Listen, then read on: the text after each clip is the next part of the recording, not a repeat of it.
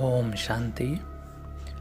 आज 18 जनवरी अव्यक्त दिन बाबा का है, जिसमें बाबा ने कुछ ऐसी बातों पर अटेंशन खिंचवाया है जो हम सबके लिए बहुत लाभकारी है।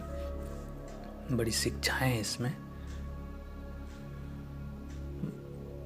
रूहानी बाप रूहानी बच्चों को समझाते हैं, मीठे बच्चे जब यहाँ आकर बैठते हो तो आत्माभिमानी होकर बाप की याद में बैठना चाहिए। बाबा की याद में बैठे तो पहले आत्माभिमानी हो फिर बैठे, क्योंकि जन्म जन्मांतर के पाप सर पर हैं, वो फिर कटेंगे कैसे। रचिता और रचना के आदि मध्य अंत का सारा स्वदर्शन चक्र बाबा कहते हैं कि हमारी बुद्धि में फिरना चाहिए। बाबा कहते तुम लाइट हाउस हो ना, एक आँख में शांति धाम होना चाहिए और दूसरी आँख में सुख धाम। उठते बैठते चलते फिरते अपने को लाइट हाउस समझो। अपने को लाइट हाउस समझने से ही अपना भी कल्याण करेंगे और दूसरों का भी कल्याण होता रहेगा। आगे बाबा ने बोला है कि योग की ताकत से तुम किसको थोड़ा भी समझाएंगे ना तो उनको झट तीर लग जाएगा। जिसको तीर लगता है तो एकदम फिर घायल हो जाएगा। पहले घायल होता है फिर बाबा का बनता है। बाप को प्यार से तुम बच्चे याद करते हो तो बाप को भी फिर कशिश होती है, खिंचाव होता है। कहीं तो बिल्कुल याद ही नहीं करते तो बाप को भी उन पे तरस पड़ता है। बाबा कहते हैं अभी तुम बहुत बहुत वैल्यूबल हीरा बनते हो, और वैल्यूबल हीरे जवाहरात जो होते हैं उनको सेफ्टी के लिए बाबा कहते हैं कि बैंक में रखते हैं। बाबा कहते तुम ब्राह्मण बच्चे भी बहुत वैल्यूबल हो जो शिव बाबा की बैंक में सेफ्टी में बैठे हो। आगे बाबा ने कहा तुमने बेहद के बाप से सौदा किया हुआ है भविष्य नई दुनिया के लिए।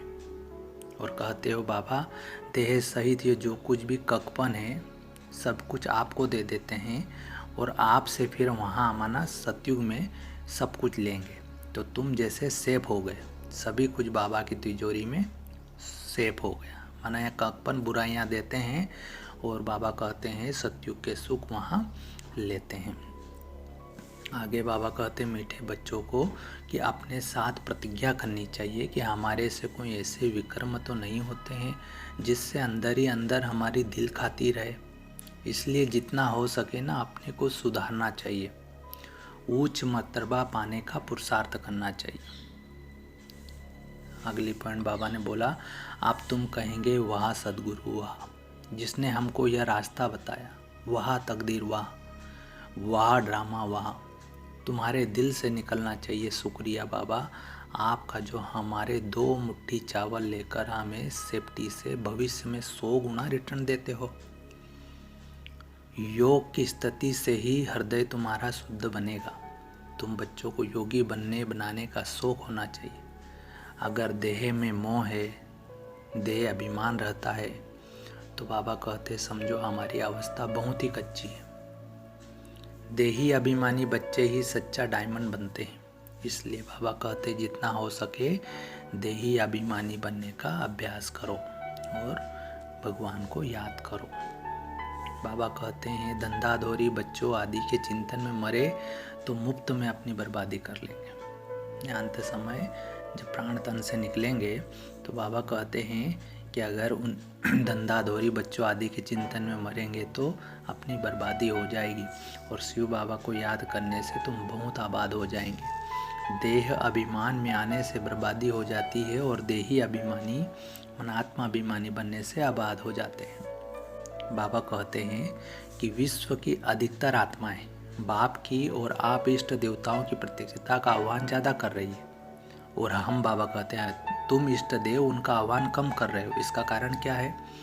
भगवान कहते हैं अपने हद के स्वभाव संस्कारों की प्रवृत्ति में बहुत समय लगा देते हैं। जैसे अज्ञानी आत्माओं को ज्ञान सुनने की फुर्सत नहीं ना, कहते हैं ना हमको ज्ञान सुनने की फुर्सत नहीं, वैसे बहुत से हम ब्राह्मणों को भी इस पावरफुल स्टेज पर स्थित होने की फुर्सत नहीं मिलती है। इसलिए अभी ज्वालारूप बनने की आवश्यकता है। बाबा कहते हैं आगे साइलेंस की शक्ति बहुत बड़ी महान शक्ति है। इससे नई सृष्टि की स्थापना होती है। विशेष शांति की शक्ति को बढ़ाओ, यही सबसे बड़े से बड़ा महादान है और यही सबसे प्रिय और शक्तिशाली वस्तु है। क्या शक्तिशाली वस्तु है? शांति की शक्ति। ये थे बाबा के कुछ चुने हुए मधुर महावाक्य जो आज अव्यक्त दिवस पर बाबा ने उच्चारे हैं। अच्छा, ओम शांति।